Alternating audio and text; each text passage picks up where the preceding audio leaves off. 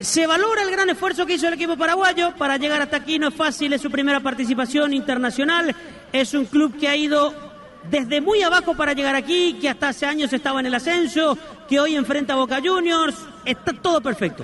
Pero a mí me da la sensación, yo no sé si Javier comparte esto o no, si no, no pasa nada, como siempre digo, pero me da la sensación que entró Recoleta a esta ronda y como que ya está, se conformó, hasta aquí llegamos.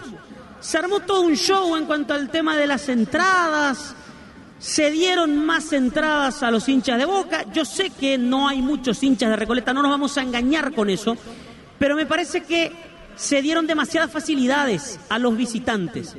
Recoleta vino a jugar al Defensores, perdió en la ida, le fue mal. Ese es un tema futbolístico que por supuesto uno nunca sabe qué es lo que va a pasar. Yo sé que era muy difícil pensar en eliminar a Boca, pero me da la sensación que Recoleta llegó y ya está, estamos bien acá.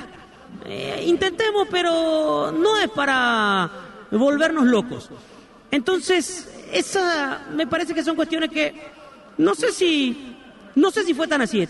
Lo miro, lo analizo desde afuera. Lo decíamos también con Marcos días atrás. En la previa, el presidente de Recoleta, Luis Vidal, fue y cantó allí con parte de la hinchada de Boca, fue al restaurante, se puso no sé qué atuendo de Boca, y ese presidente de Recoleta. Sí, está bien, que esto es fútbol, que esto es un show, lo que ustedes quieran, pero me parece que Recoleta no se centró tanto en lo deportivo. Y es como que si nos eliminamos, no pasa nada, ya está. Y sí, no pasa nada, pero no era la forma de despedirse de esta primera participación internacional.